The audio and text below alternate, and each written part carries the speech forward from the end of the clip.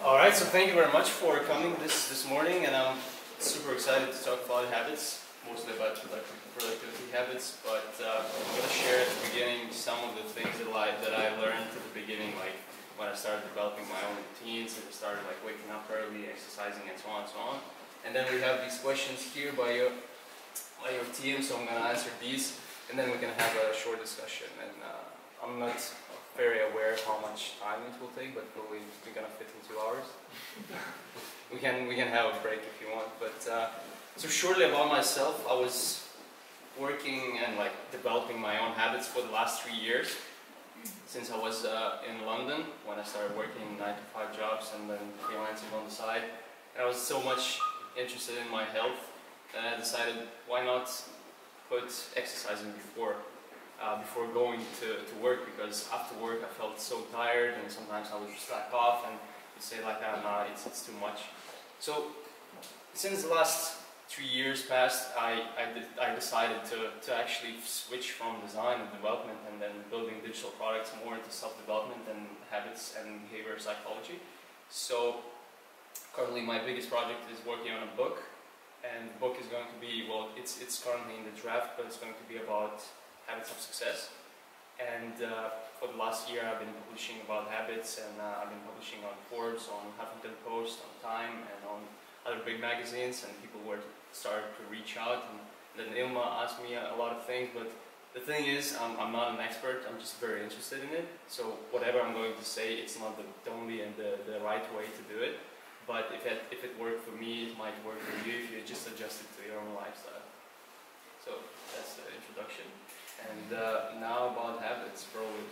So there are a couple of different strategies or like theories how habits are formed. So one theory says that there are 3 parts. There's cue or trigger, there's action or the routine, and then the third one is the reward.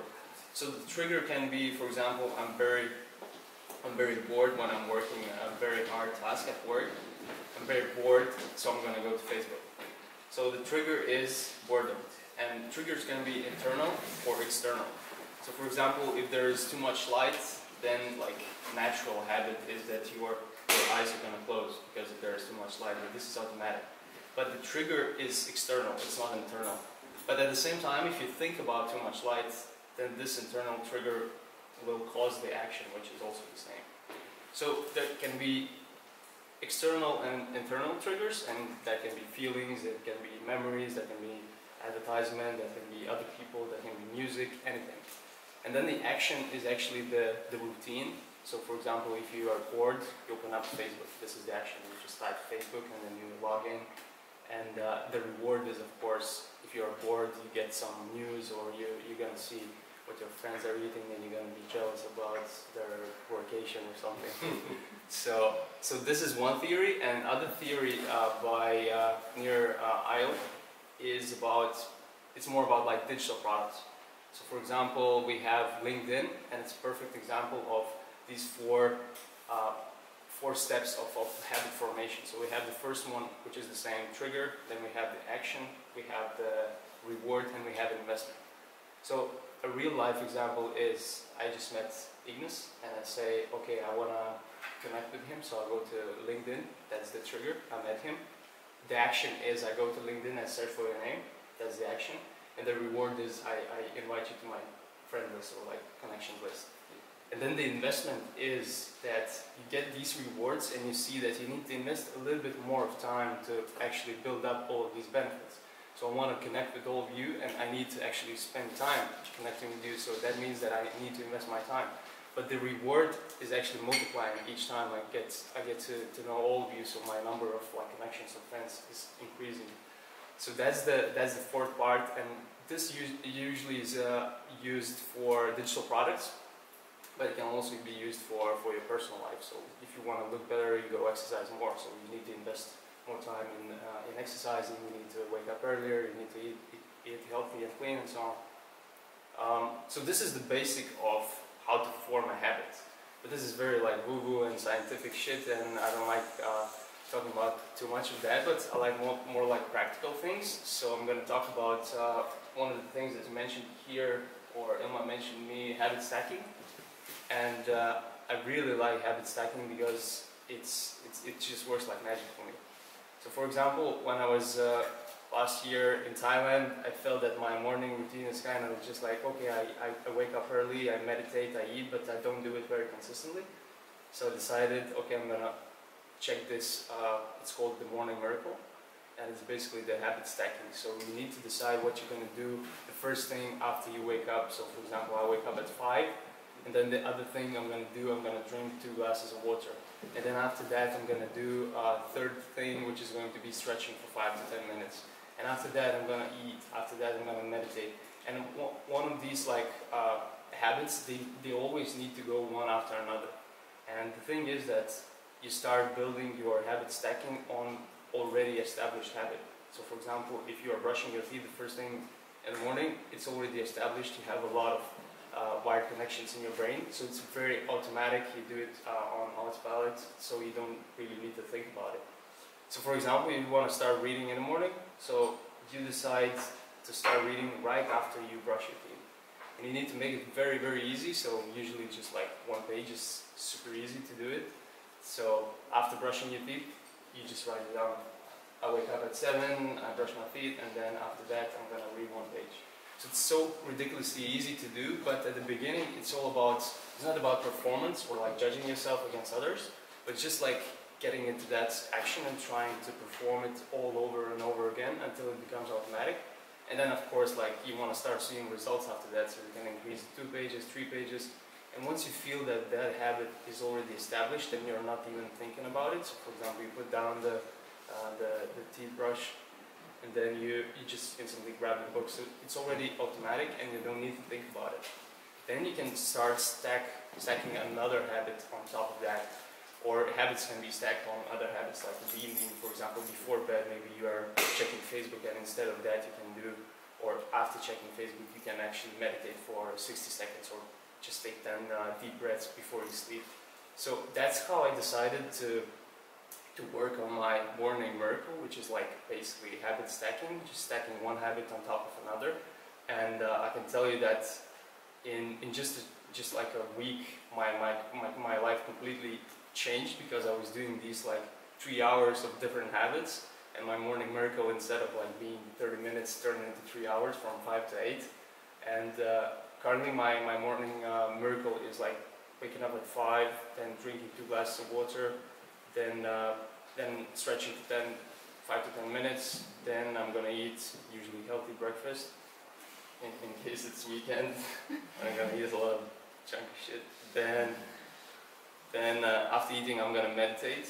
After meditation, I'm gonna read. After reading, I'm gonna write. So I was playing a little bit with reading and writing, but I felt that after reading, I feel more alert and I have more ideas. So I switched writing with reading. So I'm reading first, and then after that, I'm gonna write. And usually, I'm gonna steal some ideas from that reading. And after writing, I'm gonna define my most important task for the day. So I'm always like super overconfident about what I can do in my day, and I just put like 15 things on my to-do list, and then of course like nothing happens. And I decided, okay, there's only one thing I need to do today, and I'm gonna feel like happy or okay, at least okay with this day. And then I started using the list called 1, 2, 3. I don't know which theory is that, but basically you have number 1. You put it on your to-do list, and this is the most important task for today. So for me, it can be very time-consuming or just like very mentally consuming. So like writing the contract and then sending it to my client, or just doing something very very hard for myself, or like very willpower resistant. So I don't really want to do it, but it's very important. Even though it's like it takes like 30 minutes, sometimes I would push it for weeks, I wouldn't touch it. So either I do this, or either I do something that is very time consuming for 4 or 5 hours. So let's say writing a blog post, well-researched blog post. So I'm going to put it as number 1, and then I can break it down to priorities, 2 priorities number 2, and then 3 priorities number 3s. And the trick with 1, 2, 3 list is that number 1, it doesn't really have any time limitation. It's just the most important thing you need to do today. there are two items numbered number 2s, so one item cannot take more than 2 hours. That's very easy to remember. So 2 tasks, each 2 hours, 4 hours. And this can be just a breakdown of the first, the most important task that you wrote at the beginning. And then three tasks by 30 minutes each. So that can be just like, you know, paying bills, and then contacting my friends, calling mom, and so on, all the not so important things that you still need to do.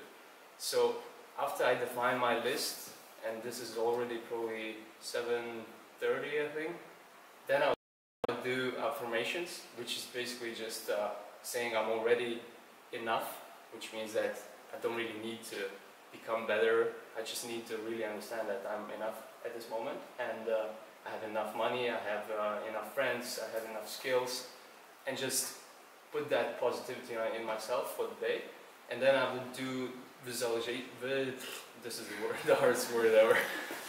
Visualization, which means that I would just sit down. Sometimes I would close my eyes, sometimes not, and for just like 60 seconds I would think of how my day would look like.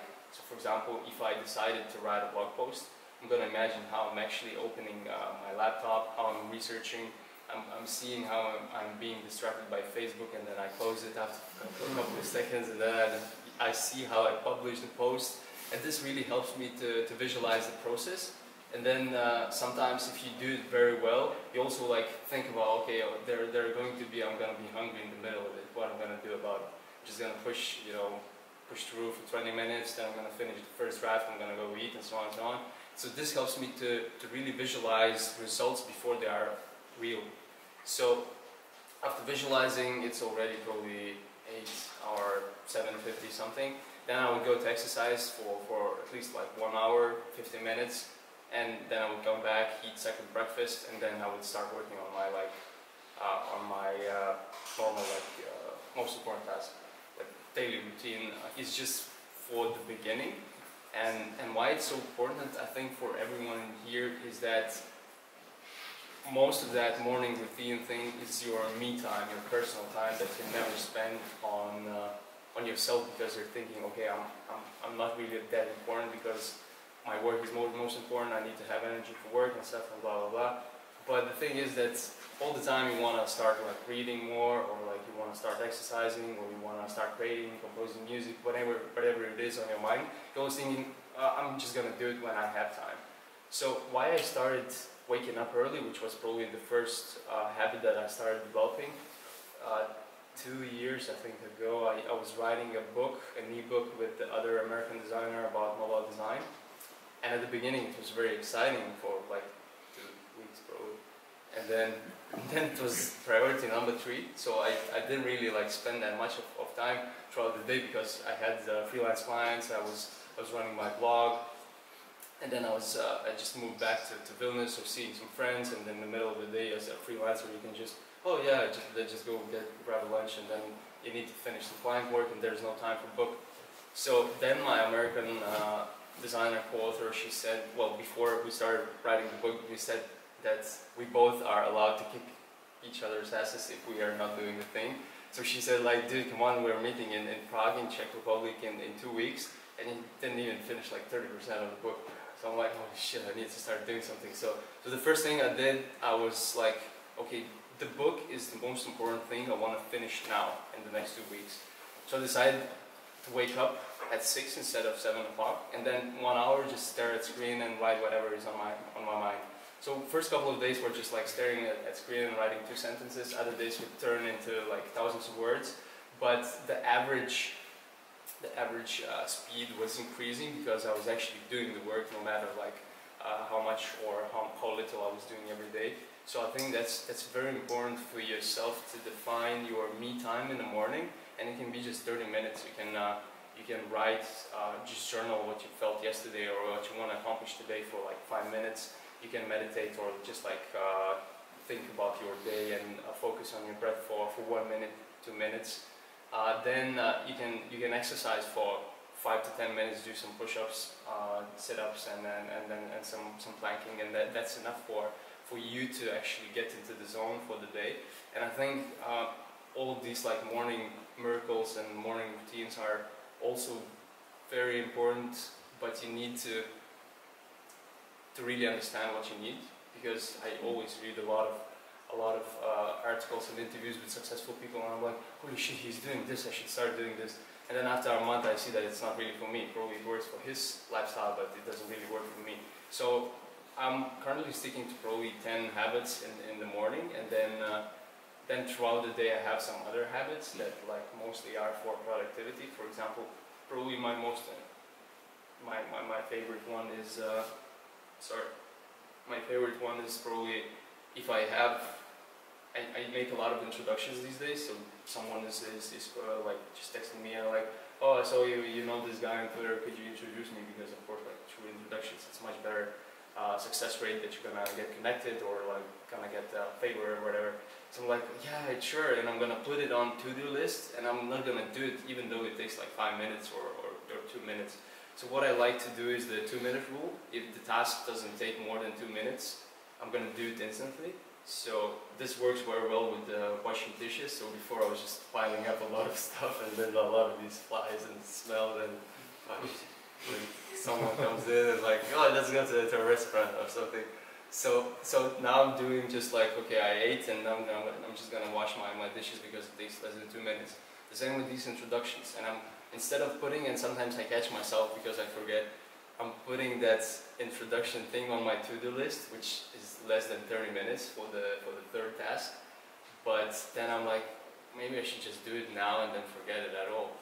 So I would just make the introduction in these 2-3 minutes, 4 minutes, whatever, and then it really works well because you are actually clearing up your mental space, and I think it's probably the most favorite productivity hack that I have.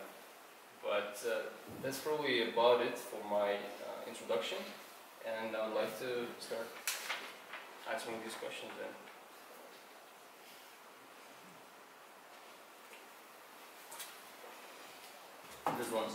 This one is interesting.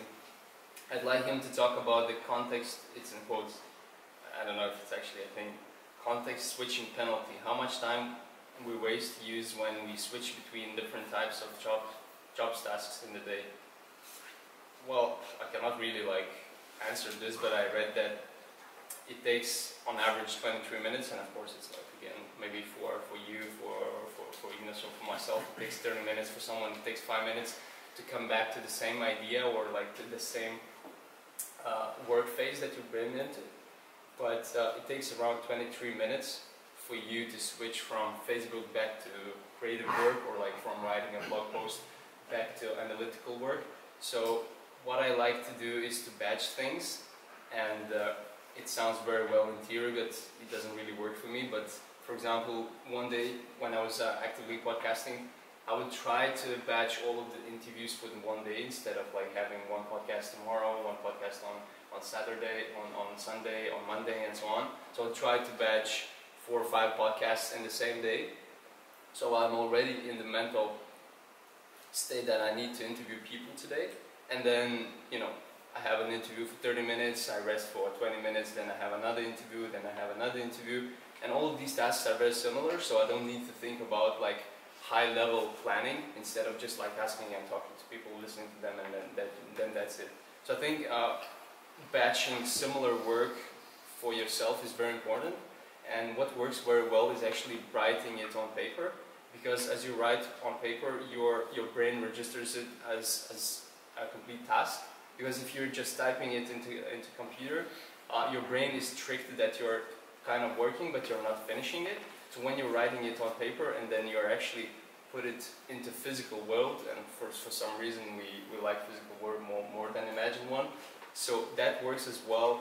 And switching penalty, I wouldn't say that there's like a penalty, but you are just not aware that you are still thinking about the previous task.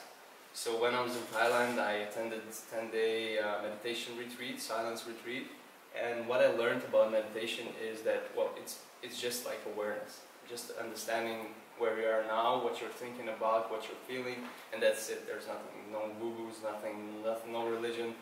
And this context switching penalty is just that you're becoming more unconscious in your work or like whatever you're doing. So that's probably the only penalty. And the more trained to be aware, to be present you are, I think that time reduces.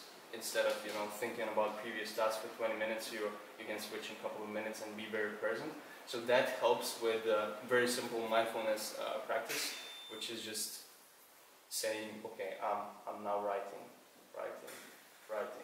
And then you're gonna catch yourself, okay, what I was thinking before, I was just reminding these words. So for example, I was very much all the time forgetting if I locked the door, and then I would go down the stairs and then I don't know if I locked the door. So I'll go back. So this is the perfect example of how unaware you are of the things you're doing on autopilot, which is habit.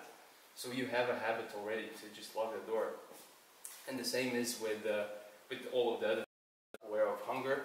And then these habits, they're seeking for instant rewards. So I would say with the work, just become more mindful. And if you feel, okay, I want to open Facebook, so you think about like why I want to open Facebook. And what meditation gave to me was just that little split second, that little buffer to just let me think about like why am I bored and why do I want to open Facebook. So if I meditate more, I have longer time to think about that I'm actually bored, and I would catch myself, well, I just don't want to write this longer sentence because it's more complex than I thought. But then I push through and I say, I'm bored, and then I just push, and now I'm trying to challenge myself and go through that resistance. So I would say, start meditating. Okay, there's another question. What does he think about 6-hour workday policy? This is a good one. I think, of course, like people don't like work. We're a lazy species, but if you're thinking about productivity, and especially, I don't have any like bosses. I can just like live whatever and find a job after 3 months, 4 months. I do my job whenever I want to. But the thing is that this freedom also works against me, because then I'm like, today I don't feel like working, I'm going to the beach. So it happened a lot of times, and I think 6-hour workday policy, it's completely fine if it fits with your lifestyle and you can do a lot of work in 6 hours. But for me, I have like in sports we have seasons and off season, like playoffs and off seasons. So for me it's the same. I would work very hard for 6 months. I would release a book, make a lot of connections, write a lot of articles, release a course, and be very socializing and so on. But then I would just go to off season and I would do nothing. I would just be reading books, working on myself, and working 2-3 hours a day instead of working like 8 to 9 hours. So I think it's completely fine if you get shit done in these 6 hours. But again, it's like usually it doesn't really depend on yourself. But if 6 hours is fine, I don't really see any problems. Probably even 5 hours or 4 hours is fine. How food and sports influence productivity? This is a good one. So when I started like developing these habits, I was looking more into diets, and I can tell you one thing: diets don't work. The only thing that works is your attitude and your lifestyle change. So I'm okay eating healthy for the rest of my life and eating some junk food once in a while. It's completely fine with me.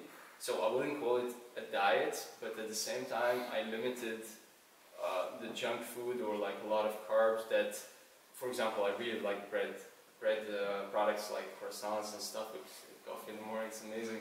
But the thing is that all of this gluten and all of the carbs, they actually block your brain, because you need to start digesting all the food. So your blood goes to your stomach, and then it's very hard to think, and you feel very lazy, like for the first couple of hours in your morning. So I would say that it influences a lot of food, especially sugar.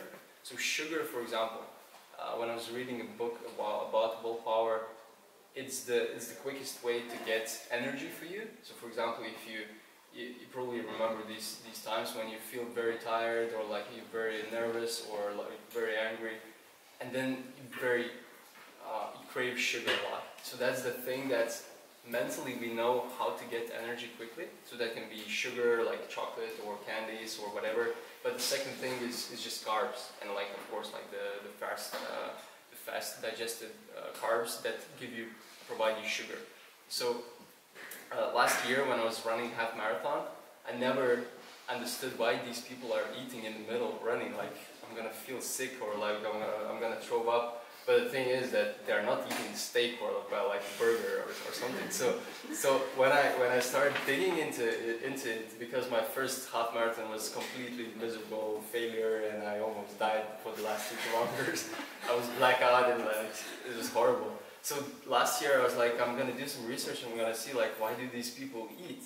So when I started running more than 15 kilometers, I noticed that at 12, 13th kilometer, I started to feel that my muscles started to be very sore. So the thing is that the sugar in your blood is all used for the running energy, to produce the energy, and then your body starts eating your muscle or all the other ingredients in your body. Ingredients? Whatever, you got it. So once there's no sugar, I'm like, okay, what should I take? There's Snickers. Probably I should take Snickers. There is a lot of sugar. So I was running by the river from Antakalnis to Vingapar, something. So I was just going there, and at 11th or 12th kilometer, I'm just gonna take slowly that Snickers, and I feel so weird. Like I'm running and I'm like slowly taking that Snickers and then eating bit by bit, because I didn't want to eat half of it, because then probably my blood all would go to my stomach to digest all of that sugar. But then after 2 or 3 kilometers, I would eat a little bit more, and then I finished the bar completely. And then after running for 18 or I don't know 19 kilometers that day, I didn't feel that muscle soreness. So then I'm like, probably that's why. And then I googled it. Of course, like you need sugar when you're running, so they have these special running sugar glucose gels or whatever. So when I signed up for the half marathon, they gave it to me, and I'm like, oh, probably this is what they're eating. It's not that fancy toothpaste NASA food or something. So this was the sugar, sweet, pretty much like sweet sugar. And then once you're running, they also have all of these like fruits or very sweet like drinks for replenishing your body. So I was drinking these of course as well, because the first time I ran, I'm like, I ain't got time for this. I just want to finish. So I'm like just running. I don't care about all these fruits and all of that drinks. So that's the thing as well with your simple like diets. Whatever your habits are, you have these habits, and you have your personal diet. You have preference, you know, for broccoli or for tomato or for steak or for chicken. But the thing is that if you skip probably 6 is too much, probably 2 or 3 hours without food, you start craving sugar or energy so much that you're just gonna, you know, make a very unconscious decision, and you're gonna grab the thing that digests fastest and turns food into that product into sugar. So usually that's like, oh, I'm just gonna get, you know, a couple of, I don't know, how do you call them, bandelas in English? some bread, and I would say that's the thing, that your willpower is powered by sugar. And of course there are many different research saying that your mental goals, or like your vision for life, is much stronger motivator for making your decisions. But we're very simple physical beings, and we just need sugar to make these decisions. So instead of getting that sugar, you just need to start eating regularly and getting more protein, because protein is not digested like instantly turned into sugar, so it takes some time.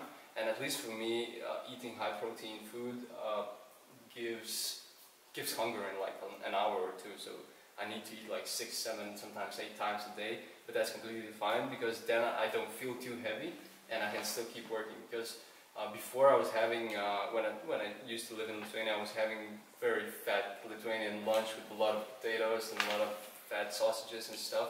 And then I would hate myself for the next 2, 3 hours after food, and I'm like, oh, I don't want to do anything, just want to lay in my bed and watch the TV.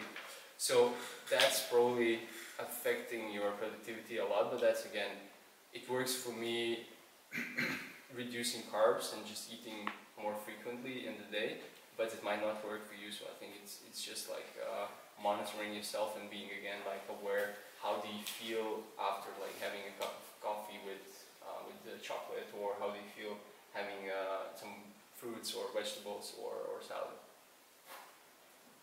How, this is the next question, how he concentrates if he has a deadline and head is empty. This is always a case, I think. but I see that people are actually, I think it's called Parkinson's law. If I'm wrong, please correct me. I think it's called Parkinson's law, which means that no matter what deadline you set, you're always gonna complete the work, because then your brain forces you to focus on essentials and cut all the bullshit. So I would say that if I have a deadline, I usually perform much better than if I write for myself. So most of my deadlines are just working with clients and like providing some written content. And if I work with Forbes, I have a simple contract, 5 posts a month. And last 2 months I was finishing most of the posts in the last 2 days. So I was very productive in the last 2 days, but if you see how productive I was in the whole month, I was completely not productive because I didn't really have that headline close to me.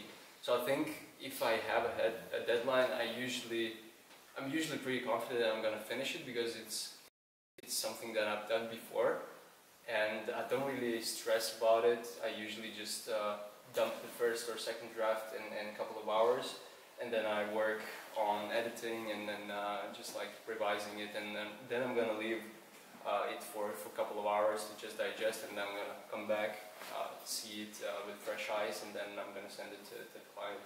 So another thing with producing things, when you have a deadline and there's nothing in your head, I think again, like if you're producing content, in my case, every single day or at least 5 days a week, you're already in the habit of producing it, so you don't really need to stretch to the deadline, because you just pick a very realistic date for yourself. And if you're following your morning routine, so mostly I write in my morning routine, but sometimes it can be just like, oh, I'm just gonna write how I felt yesterday, I'm gonna write what I want to do in the next 10 days, 10 years of my life, I'm gonna write something for my blog or something for my clients.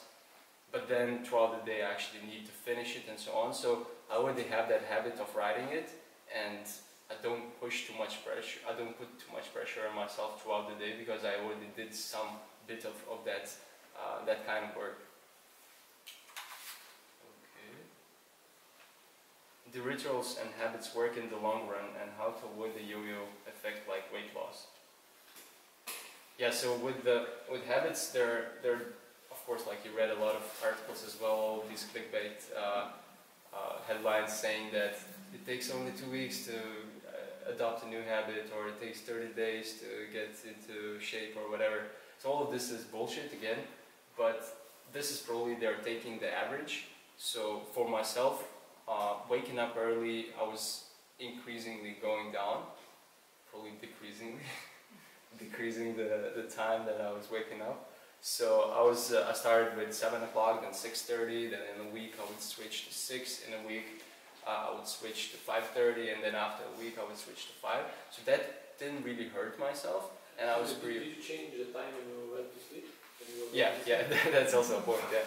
So before, I don't know, my very good or like productive peak time was from 1 a.m. to 4 a.m.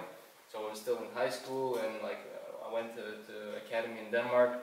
And I was so productive after all of the people were sleeping, and there's dark around, and I don't really want to go to Facebook or check anything, because I know that everyone is sleeping. So then at that time I was very productive, but the more I started reading about health and habits and how these successful people are actually waking up early and they're becoming these early birds, I decided maybe I should give it a shot. And then there was a very simple article on Medium where a guy was saying, oh, I wake up 4:30 every day, and then I finish work at 2 p.m. and I can see all the sunsets, I can go just exercise on the beach and so on and so on. I'm like, yeah, that sounds pretty good. So I started waking up early, but of course you need to go to bed early. So probably the first day is the hardest because, of course, if you are going to bed at 12 and today you're going to try to go to bed at 10, you're not going to sleep. But if you wake up tomorrow at 5, you're going to hate yourself first thing, but the second thing, at 10 o'clock you're going to be very tired tomorrow. So without, if you don't take too many naps throughout the day, then you're going to sleep like a baby the next day, 10 p.m. And then slowly, you're going to go through that hell probably of waking up early, but then it's going to start to be more natural for yourself. So for example, before I was waking up with the phone and changing time zones, it takes some time to adjust, but usually I would wake up like 1 or 2 minutes before 5. I'm like, oh, probably it's still like a couple of hours to sleep, I'm just going to put my head and I hear my alarm. But now I have the Fitbit and it just like starts vibrating. So before I was using, the iPhone has this like super military alarm, and I usually had it on like full, kind of like full volume. So if I sleep with other people in the same room, they're like, what the fuck is happening? 5 o'clock, it's like completely dark, and they're like getting stressed. Some people are just like completely dead. They don't hear if there's a war outside. But some people like, why would you do that? So right now it's very other people friendly that I can wake up at my time and I can do my things at 5 o'clock. So usually I go to bed at 9:30, more sometimes usually like 9:30 to 10. So it's 7:30 hours of sleep every day for me, and for me it's fine. But recently I started to get 8 hours of sleep to see how I actually perform with more sleep. So yeah, that's the thing about rituals in the long run. Probably a little bit irrelevant answer. The problem of burnouts, how to avoid it, how to deal with it, how often he has that problem. Probably I know some things and there are some simple solutions, but it's interesting to hear more from experts about it. The first thing, I'm not an expert, but with burnouts, I actually burned out pretty seriously, probably 3 or 4 times in the last 5 years. I used to have this attitude that I'm Superman, I can do whatever. So I would become, I would start writing, blogging, designing, I would start building startups, and then I would start going to different conferences and talking about this thing, and then connecting with other people, and then mentoring people, and then connecting with people who would put me as a designer on their startup. So at one thing I was just juggling too many balls, and of course you're gonna burn out because it's not, so I was talking with Paul, that it's not really like work-life balance friendly. So with burnouts, I have complete freedom to design my lifestyle and design my week. So I usually try to take weekends off, and it's pretty hard because I don't really have much of interest out of what I'm doing every day, because most of my work is very hobby related. So if I'm abroad, I would just go to the beach. I would try to connect with some other people. So for example, if I have all of these people asking me, oh, we should catch up here in Vilnius, let's grab a coffee or some lunch or something, I usually put it for the weekend. So this is like for me good because I actually meet people. It's also good batching them. So after meeting one person, I'm gonna meet another one, and even like connecting them is even better, because then they get to know each other, and then I don't need to go to 2 different meetings, which is also good. And on the week I would try to do all of the work, and then on the weekends I start not to work. Before I was trying to do Sunday completely plugged off, whatever, disconnected, and the thing was that I would shut down my phone, shut down my laptop, and then I would try to survive without electronics, and it's pretty hard if you think about it, or if you tried it. And other thing what I started to do recently is fasting. So I would eat a lot of junk food on Friday night and Saturday. So throughout the week I eat very healthy and have these healthy foods and whatever. And then on the weekend I would get Lithuanian food, burgers, and a lot of fats, sometimes even beer, a lot of candies, cakes. And then on Sunday I hate myself so much that I ruined all of my work throughout the week, that I decided, well, I was inspired by a friend who was doing fasting. So for the 24 hours I wouldn't eat anything except water. And for me, as who eats at least like 7-8 times a day, I felt like, how is this even possible to survive like half of the day without food? And then on Monday I need to go to exercise in the morning, so I thought like I'm gonna die. If I'm not gonna die on Sunday, I'm gonna die on Monday morning. so the first day I was testing this theory. I was flying from Bali to Thailand, I think. So the hardest point is probably at 11 o'clock, when you start hearing, I don't even know how to explain these things, to like dinosaurs or dragons, like these crazy sounds, and you start feeling that there's something moving in one's food probably, and then I'm like, holy shit, there's nothing on the plane, of course. So I have just water and I'm just drinking, and at the same time I was just reading a book on my phone, and I just switched more focus to just reading more, instead of like, of course I whined a lot and like said, oh, this is bullshit, because my friend was sitting next to me like, how can you do this? This is completely against humanity and shit and blah blah blah. And then after like 30 minutes I completely forgot about it. And the most benefits I felt probably after 20 hours, when you don't want to eat at all and you feel very good, very light, and your thinking becomes very clear. And after that experience, the next day, well, actually the same evening I was eating, because I started on Saturday evening, so I finished after 24 hours on Sunday evening. And the next morning when I went to the gym, of course I had some food, but I didn't feel very weak or something, so I'm doing this, and I've done it twice already in Lithuania here. And the thing is that every single thing that you taste after these 24 hours is amazing. Like, you just get like fried egg with nothing, it's just like so good. You just devour it, every single piece of it. So I think that's the benefit of just like rediscovering things that you take for granted every day. So yeah, this is the thing for burnouts. So I try on weekends to just disconnect from my work. And it's pretty hard, because if you have unfinished email or you're pitching a client, you're still thinking about it. So meditation helps me a little bit to reduce that anxiety and just like be more present. But at the same time, just like fasting or going on the beach or meeting with friends, and like if I speak to you, I cannot think too much about work, because if I'm engaged to our conversation, then it's very hard to think about all of these worries. So this is how I try to avoid burnout, and it's very hard, but I think doing prevention instead of trying to quickly fix it after you're burned out, I think it's a much better decision. Where is he more productive, in Lithuania or Southeast Asia?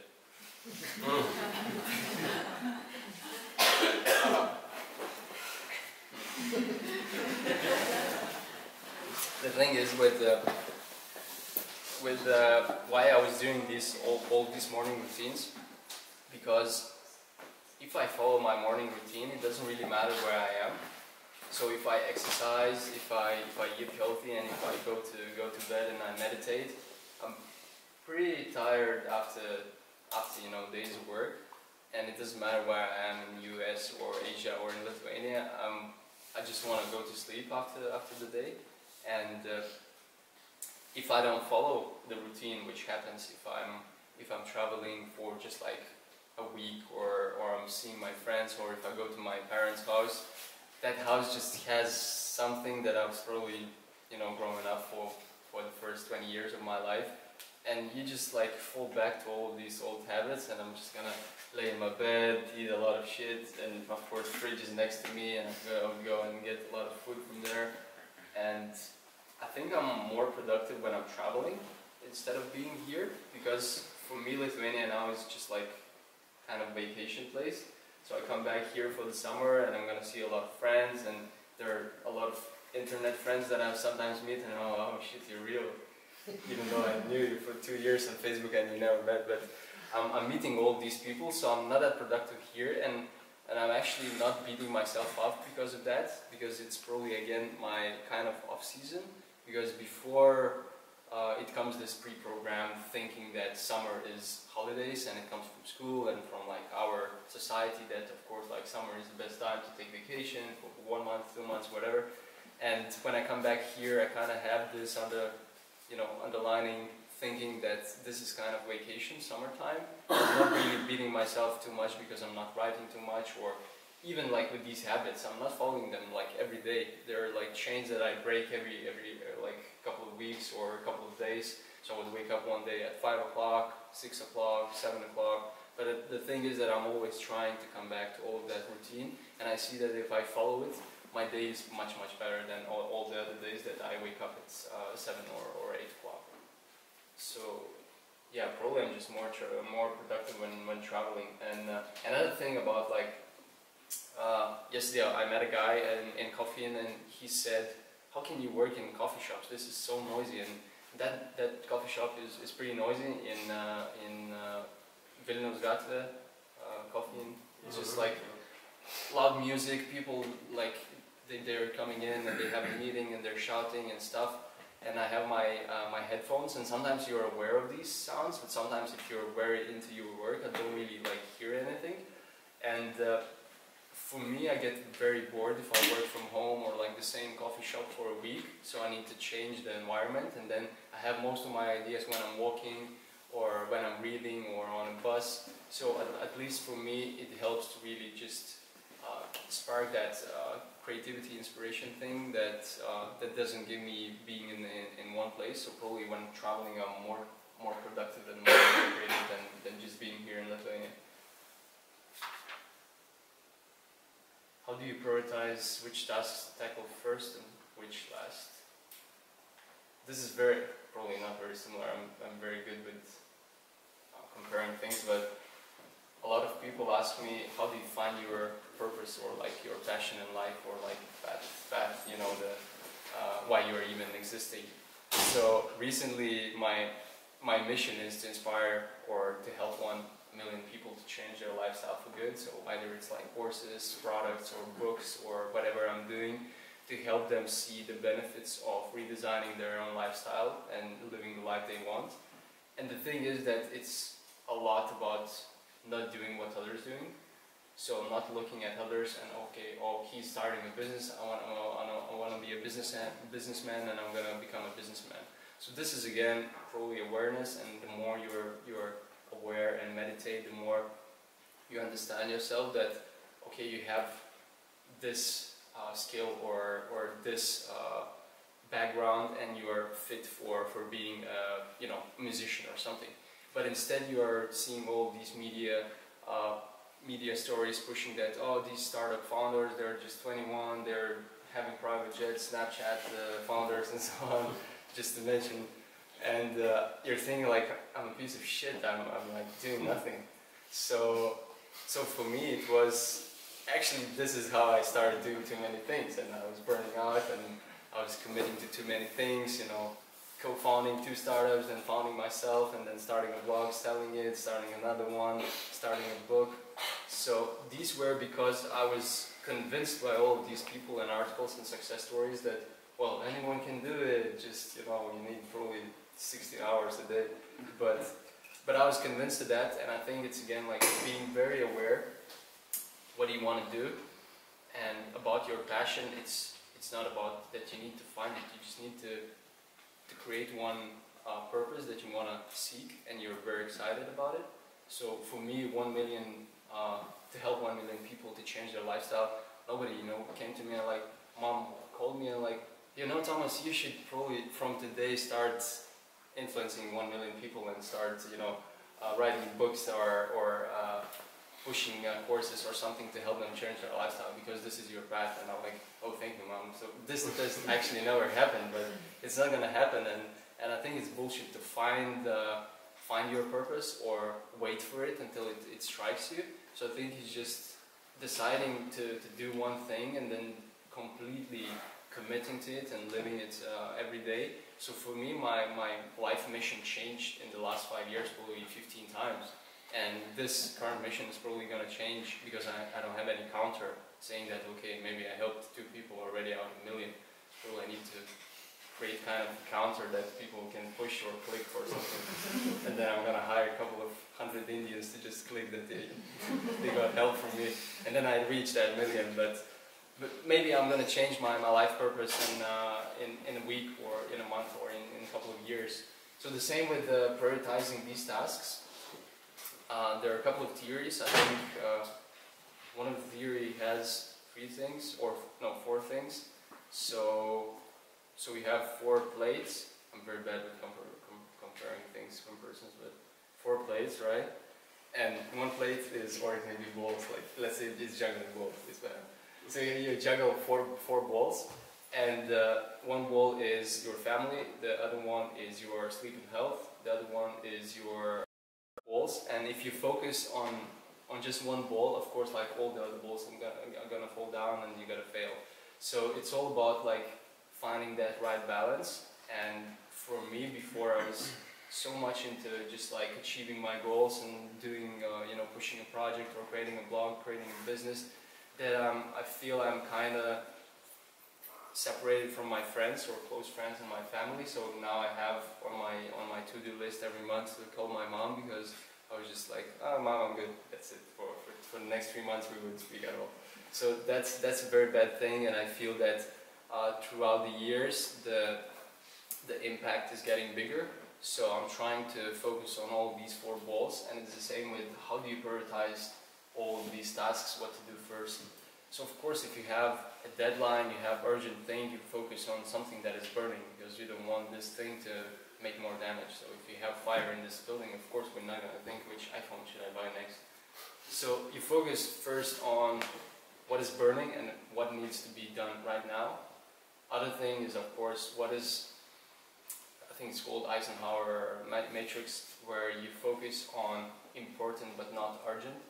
So of course this is your health.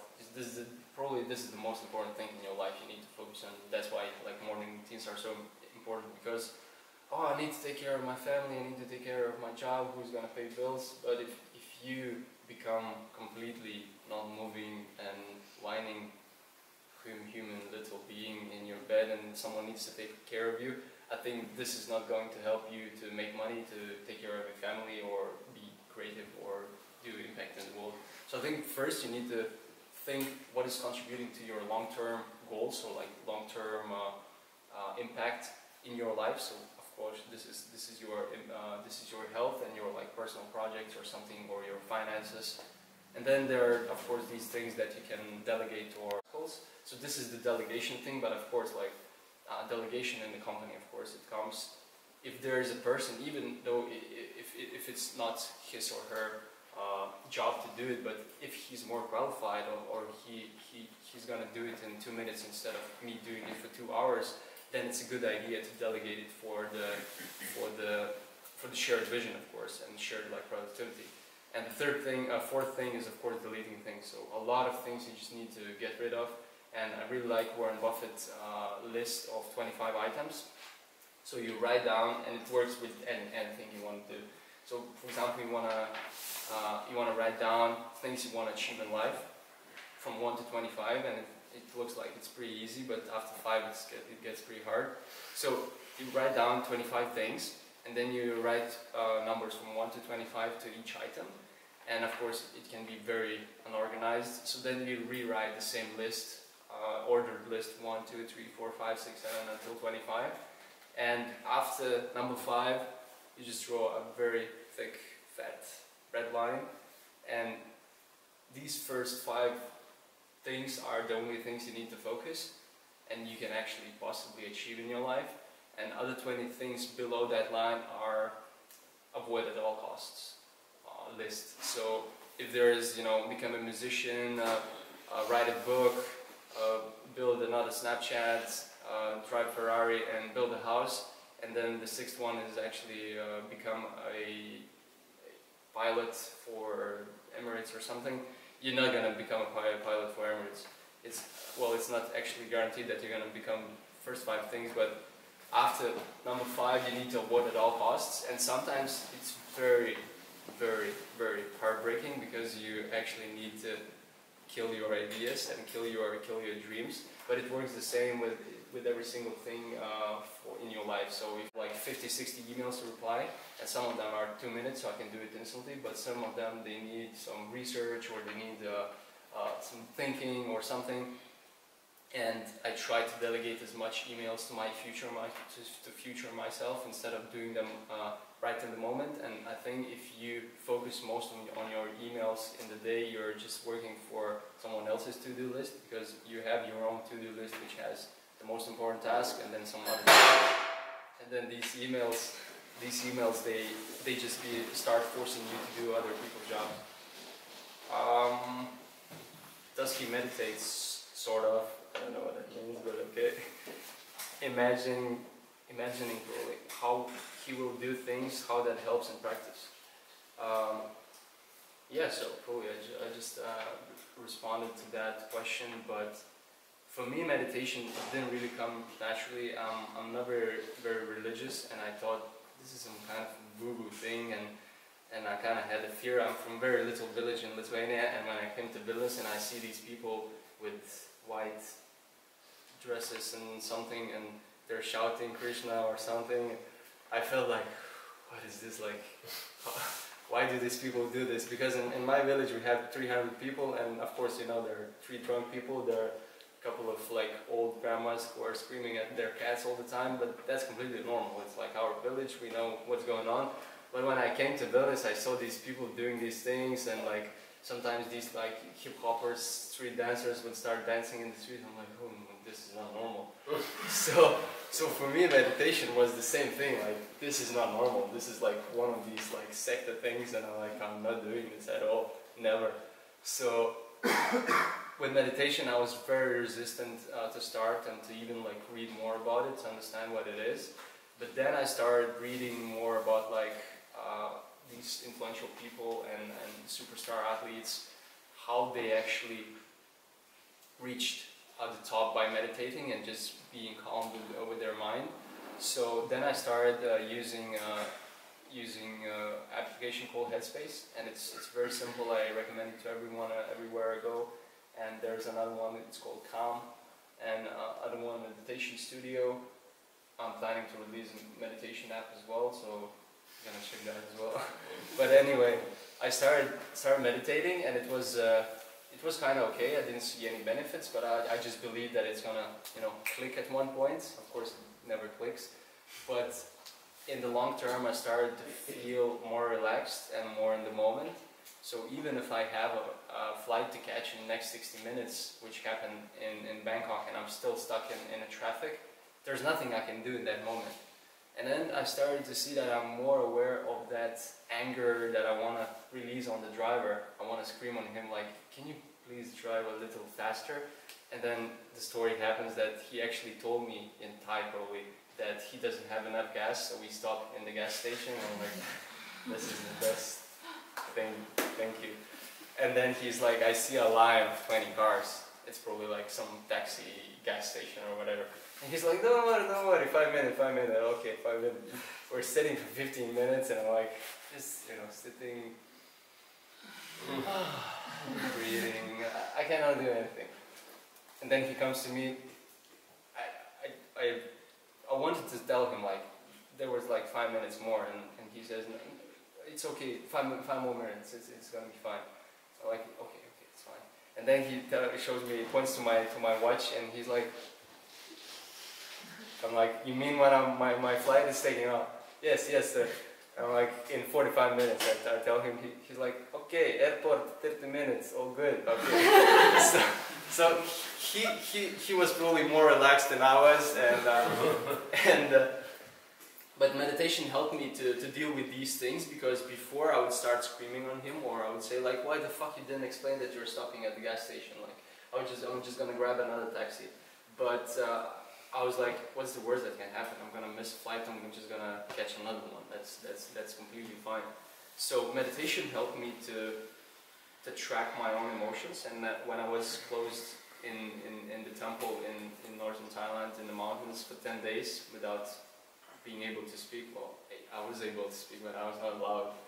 And then the monk was, every morning, he was giving like these Buddha teachings, and of course, like, this is going to be some kind of sect. At the beginning they said this is going to be meditation retreat, that of course they're going to say that this is the religion you need to go to, and so on. So I'm like, holy shit, this is going to be very intense. But surprisingly, he was talking a lot about like neuro scientific research. He was talking about Einstein time theory. Then he was talking about Mark Zuckerberg, and I'm like, holy shit, this is very interesting, and a lot of these things started to make sense. So even like Buddha, which many people think like this is the thing, woo-woo thing, but Buddha just means, Buddha can be anyone in this room. It means awakened. So the whole Buddhism and Buddha thing is just being awakened and being present. And of course, like, people like to make these things into something that they're not. So they have all of these like chantings, they have all of these clothes, they have all of these rituals and so on. But Buddhism or meditation is simply just being here and now and being aware of what you feel. So what I learned, that every day you feel 300,000 emotions, and you think of 60,000 different stories or like memories every day. And when you need to actually list them down, probably you can list 10, 15, maybe if you're aware 20 of them. So when I was meditating in that temple, I started to see how I feel, and I would see, okay, I see there is a pigeon shitting on something, and I'm like, holy shit, this makes me so angry, I want to leave this stupid place, because this is become more aware and understand, okay, right now I want to write, but is this really why I want to write? Maybe I just want to answer someone's question, or I want to call my mom and I'm going to just spill all my ideas into blog post instead of doing the thing.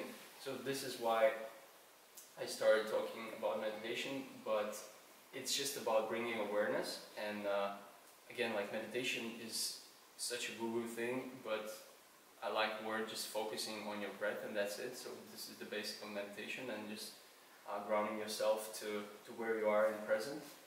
And currently I'm reading a very good book. I can recommend you, The Power of Now. So all of these things that even now probably you're thinking like, oh, I have a cold feet, well, at least I have, I'm lazy, or I don't want to work after the speech, or I want to go home, or what I'm going to do tomorrow, or the next weekend I have a festival, I'm very interested in who I'm going to meet there. And then you're thinking about different things, but once you start practicing more of mindfulness, it helps you with general productivity in work or like personal life, and I think it just helps you to become more present. Yeah, so that's about meditation, and yes, I do meditate. That's the answer. Short. What's the relationship between goals and productivity? How does liking your job influence productivity? Is productivity the new... Okay, so these are probably 3 questions. What's the relationship between goals and productivity? I think there is some relationship, there should be. Not like husband and wife, but something. I think if you set goals that are not really yours, then you're gonna get disconnected from them, and you're not gonna be motivated to actually push through when you're challenged. So I would like to say there is an easy test for it, but probably it's not. But at least for me, when I think of something, for example, right now my main focus for the next 2 years is writing a bestseller book about habits of success. And that's the only thing I want to do. I was preparing for it for the last 2 years. I want to do it now, and the more work I put in, and of course there are challenges, but every morning I wake up and I'm maybe, so it's not such a big like Kaunas in Lithuania, but for me it was the big city. I'm like, holy shit, this is the time that I'm becoming a man.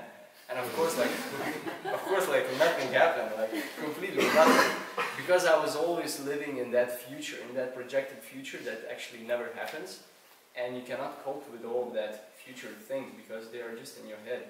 So after living in Denmark, I see like, nah, Denmark is probably not for me. Just language, weather, I need to go to London. It's probably the best city in Europe, the biggest, a lot of money. Yeah, I'm gonna find my success there. And well, okay, I'm moving to London, and of course after a week, is this everything? Like, there's nothing more? And of course there's nothing more, and I'm like, holy shit, I did it again. So for me, it took a while to realize that it doesn't matter where you are, even here in Lithuania or a village or London, Los Angeles, Asia. It doesn't really matter where you are for your goals or productivity to increase or decrease. I think it's all in your mindset, and for me at least, I feel like home everywhere I go. So for me it takes 2-3 days to adapt to a new place, and I live just with this backpack. So I took out my dirty laundry so it doesn't stink here, but basically this is all of my stuff that I have. So for me, I check into hotel 2-3 days, and I'm like walking in the evening, and you know, I'm already familiar with my neighborhood, and I'm like feeling like home, and I can sleep like a baby in that bed. So for me, that mind shift happened. Probably I was completely disappointed with Denmark, London and other countries, and probably the whole world, that no matter where I went, nobody cared, and like I didn't become a man in being in the US or Asia. And I think it's very important to set goals that are very close to you, and you're gonna do it no matter what. I think it's very funny with the, I don't know if we have any vegans, but the same with marathon runners. So I'm not sure how many of you would be vegans or run a marathon if it was not allowed to brag about it. Like, you're not allowed to tell anyone. Probably I wouldn't run a half marathon. But that's the thing, that we do a lot of things that are just to please external factors, like our society, our friends. And well, all you've been traveling a lot, and you probably can notice how much you change by just you know, leaving your country for a week, and you come back and you're like, wow, nothing changed completely, like nobody missed me, and like I felt and saw and thought about so much, and I come back here and nothing changed. So I think once you travel and you start seeing that being here or being there, you're not really important to anyone, and you need to be very focused on your own health and your own you know, being, and being aware what makes you happy. So at the same time, in the book, he's addressing the power of now. He's addressing the question of, okay, so what I'm gonna do if I want to be present, if I'm like, you know, doing a very shitty job, or I'm like, you know, someone is trying to bury me or something, what do I do? So there are 3 options. The first one is do what you can. So instead of thinking what you could do, or thinking what could you be doing before that, instead of that happening, you think, okay, what I'm going to do now, and act instantly. So for example, I don't know, I have pain in my knee. So one of the things is, I'm such an idiot, probably I shouldn't have gone playing football with these assholes who hit me. So this is a regret, you shouldn't do that. The next thing is, probably it's gonna be some kind of cancer, I'm gonna die, and then you start worrying it, and you're building all that anxiety in your body, which gives you even more negative emotions, and you actually make yourself even more sick, even though it's nothing probably. So the only thing you need to do is, you need to decide what to do, and you do it instantly. Like, you call someone, you book an appointment to a doctor, or I don't know. Other thing is, you completely accept it. So for example, if I need to write a blog post and it sucks so bad, it's something that I regret so much. So usually I think like, why did I take this client? He's not even paying that much. Other thing is, if I'm not gonna finish, I'm gonna lose money, and I already invested 5 hours and I need 2 hours to finish it. So the middle thing is, you just accept it. Of course, like, you have 2 hours to do it, and being present even in unpleasant experiences is very important, because you're not thinking what could be or what could you've been doing before. So you just need to finish it, and you're just accepting it. And we start to suffer when we need, when we have some cravings or some desires or something. So your suffering of writing that blog post is not because it's very hard. It's because at that time you want to be playing with your kids or your family or your girlfriend, whatever, and that's what creates the suffering. But once you accept it, you're like, okay, I'm writing, and that's it. You accept it. I'm angry. So you're angry. You're accepting that you're writing it, and it becomes much easier to finish it. So that's the thing about setting the goals, and of course, like, you need to set goals that are very relevant to you, and you need to feel that sometimes, okay, I need to push through, and if you need to push through every day, probably the goal is not correct for you. Wow. How does liking your job influence productivity? I think it influences. Is productivity the new religion? I think it is a new cult, especially in Western world, where sleeping 5 hours a day is a cool thing to say in an office, or saying that I have 3 part-time jobs and I run a startup, and then at the same time I'm a full-time company CEO. I think it's a cool thing to say in Western world, but overall, all these people, they break down eventually, and at least for me, it happened a couple of times. And when I read interviews by founders of Facebook, the only things they say, I enjoyed everything I did, but I wish I exercised and slept more. So you see all of these patterns coming from all these people that you want to become, and they're clearly saying, like, do not work for 20 hours straight. Take a break, exercise, sleep. So I think these are very simple things. They're so easy to do, but we're just like, oh, I'm just gonna do more in 9 hours, and I'm gonna sleep less because I want to watch Game of Thrones for 20 straight hours or something. So I think productivity is becoming a new religion, but I'm not really interested. Well, I said I'm not religious, so it kind of sounds cool as well. So I'm just gonna stay with my own little meditation world and doing little work every day. So it's again about, I don't know which theory is that, about the average speed. So of course, in 1 month you need, let's say, to exercise for 30 minutes for every third day or something. So you add up that time, and I'm like, I'm just gonna do it in 1 day. I don't need to exercise for the whole month. So of course you can do it, and you can eat for the whole month in 1 day, and then you can, I don't know, probably it's not even possible. But the thing is that your average speed, then you have this result you've done in 1 day, you need to divide it by 30 days, and then your average speed decreases very, very, very much. But if you do little pieces every single day, so for example, when people email me and they're like, how to make money online, and I'm like, okay, you need to figure out how to make your first $1 or $10. Like, no, this is not interested. I'm not interested in that. I'm interested in making $1,000 in a month, and then just start traveling. And other alternative is how to start running. And I'm like, you just start running. That's it. You put your shoes on, and the same moment you start running. No, I want to go for at least five days a week, but I don't really have time for it. There's work, there are kids, and I cannot really run for 5 days a week. So I'm like, why you cannot run for 1 day a week? This is nothing. Like there's not going to be any difference. Why would I waste 1 day a week running?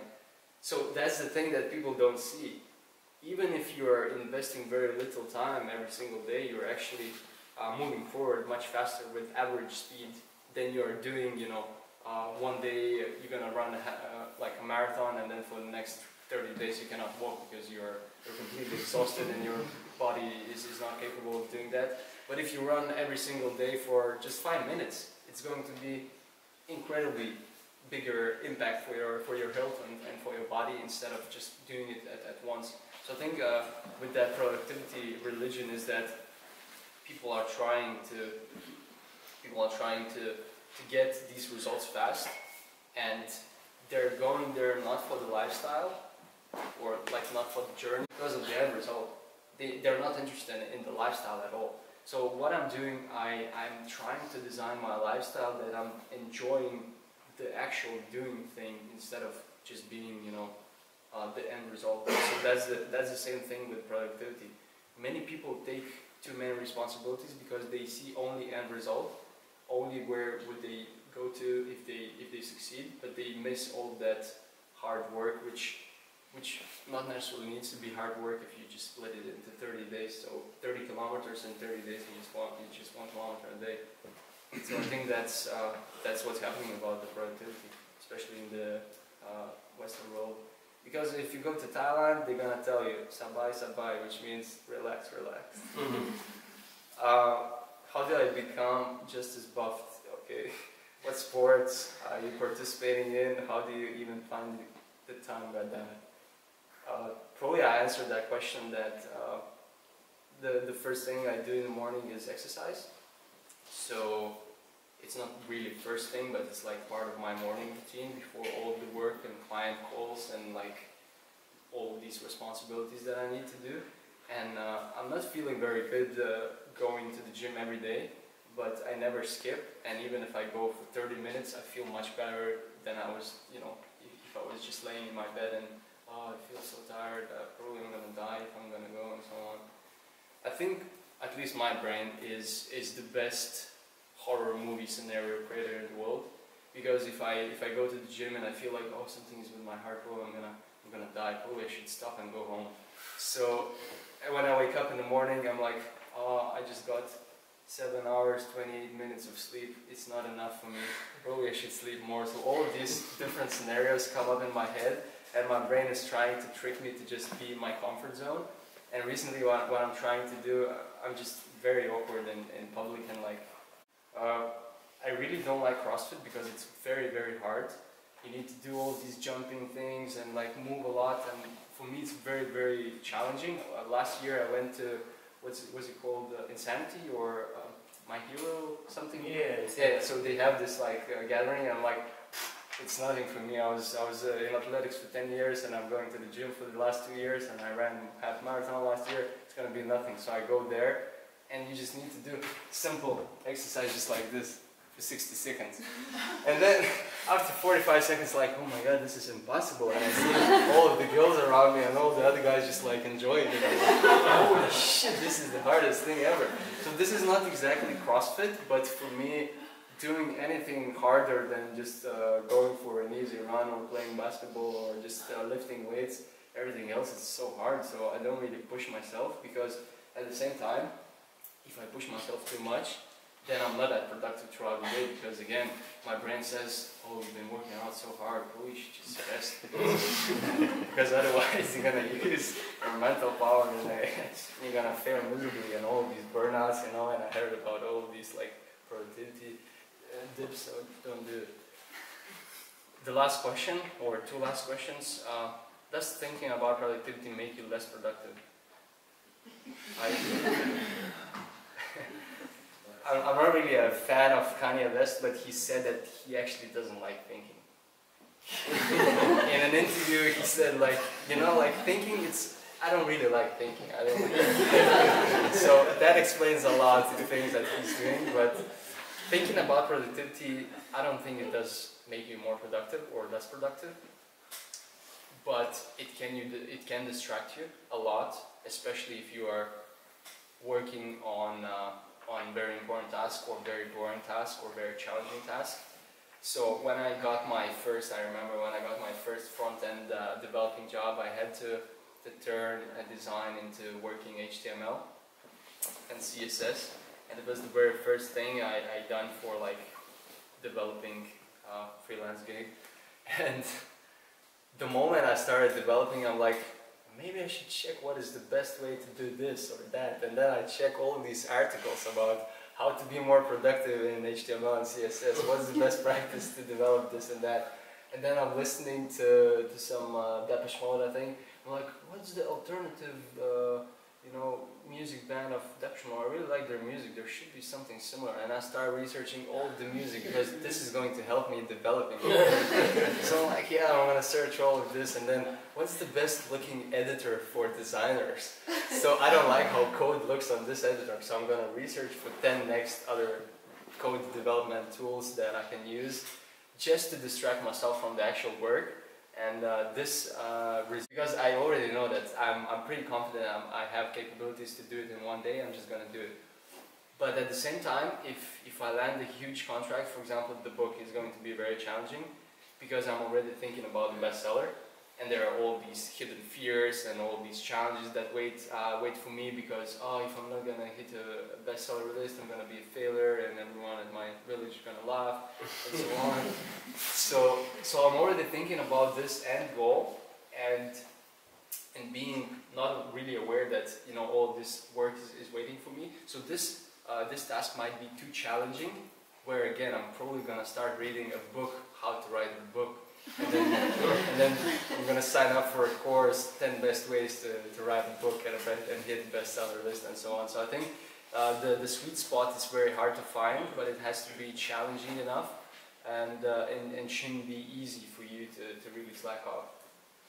So thinking about productivity, I think, makes you less productive, at least for me, because then I'm gonna find all of these amazing cat videos and hidden sources of weird things online. Yeah, so that's probably the last question, and if you guys have any questions, I would be more than happy to answer. Yeah, you mentioned that reading is one of your daily routines. What do you actually read? Are there like classics, like novels, or work related?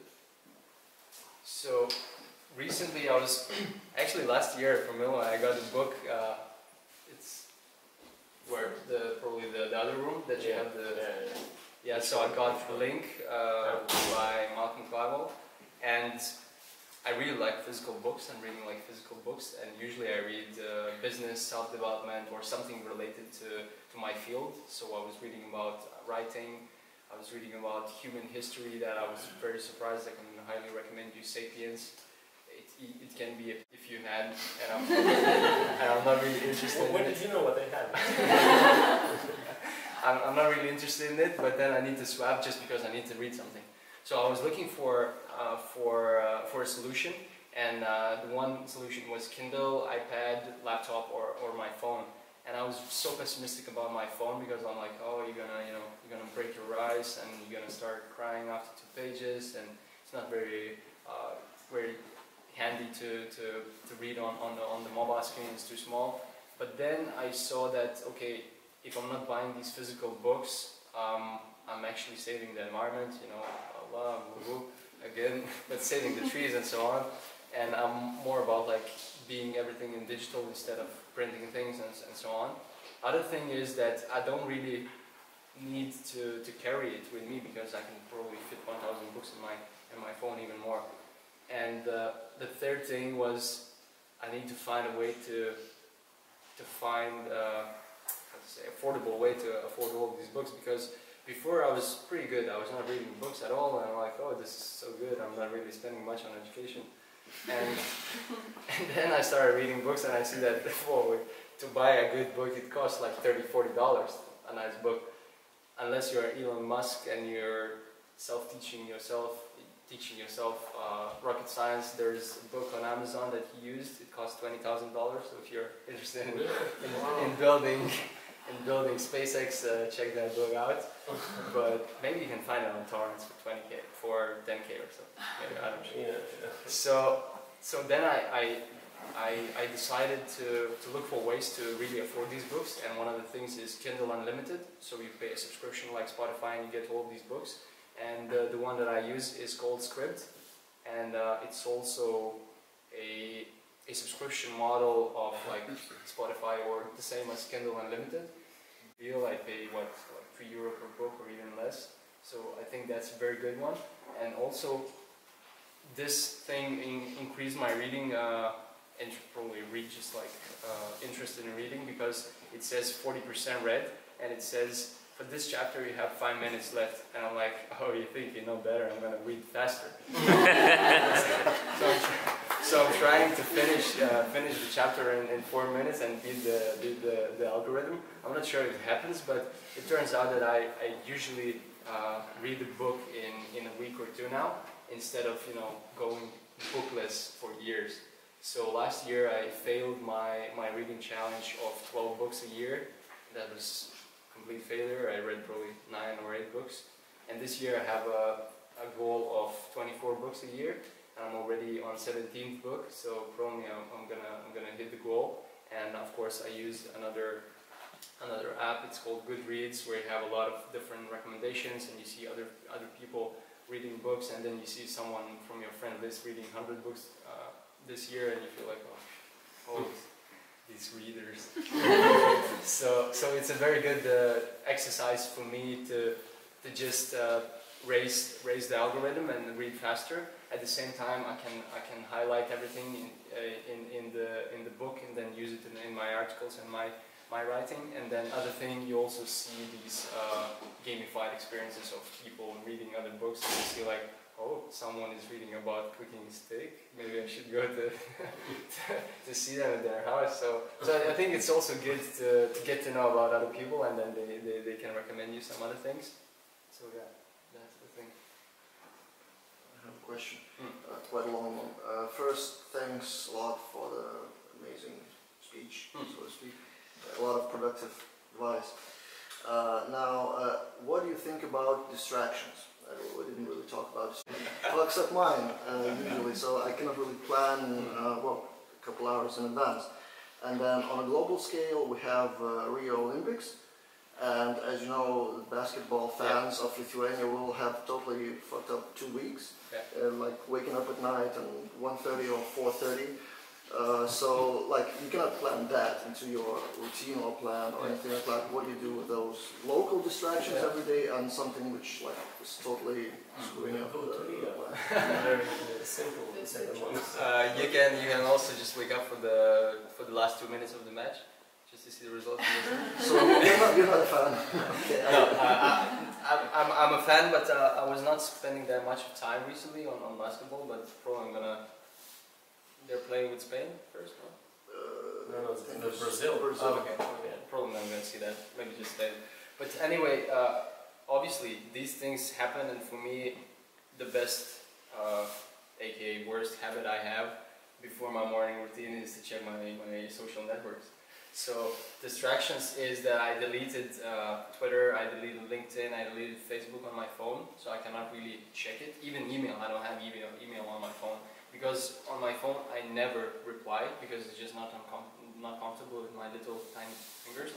But other thing is that I would just check as in read and put it back.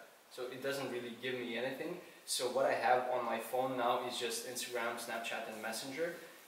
These are three or two things that you don't have on desktop experience. So this is the thing, that if I don't check it and perform my morning routine, my day, instead of being, you know, super good, it's just like out of this world. But if I check it, and even if I meditate, I'm still fucked up because I saw some information online. So for me, it's just trying to come back to all of it. And probably I would say I'm not checking my phone, not eating that much, and so on. But I'm trying to come back all the time. So some people have like a general rule. Okay, if you're building a habit or exercising or writing or trying to achieve something, don't miss twice. So if you missed once, do whatever it takes to come back on the track the other day. So for me, it's fine just to come back. I wouldn't say I'm not the one who is like, don't miss twice. Probably I didn't meditate for like a week, and I'm like, probably I should come back to meditation. So I'm always trying to come back, and many people think like, oh, you're a robot, you're doing this and that, and like, this is boring, like your routine should be boring for 3 hours.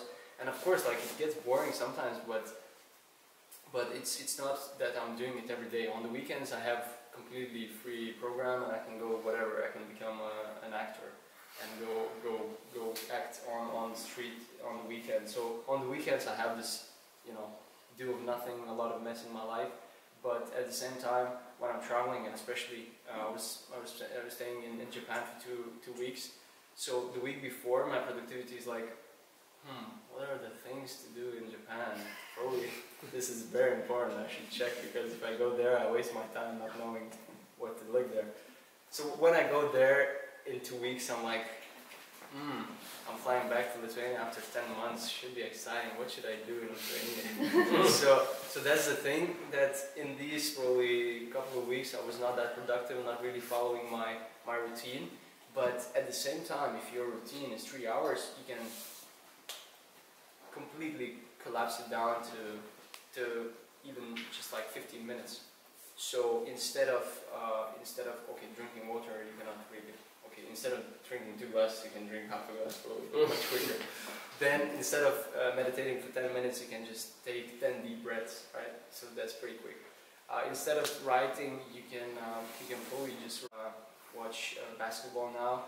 If they work out in the morning, they're gonna be like, oh, I'm gonna be so tired in the morning and I need to go to work, I'm not gonna go work out. But if they were working out for 60 minutes and now they're gonna do just 5 minutes, so not even going outside, just doing push-ups, maybe running around the room and then doing some stretching, that's still gonna be beneficial for their day. So I think just adapting a little bit and then assuming that you're human and that you're gonna fail and then just keep coming back. I think that's, at least for me, this what works. Yeah. And thank you for coming, by the way. Thank you very much. Thank you.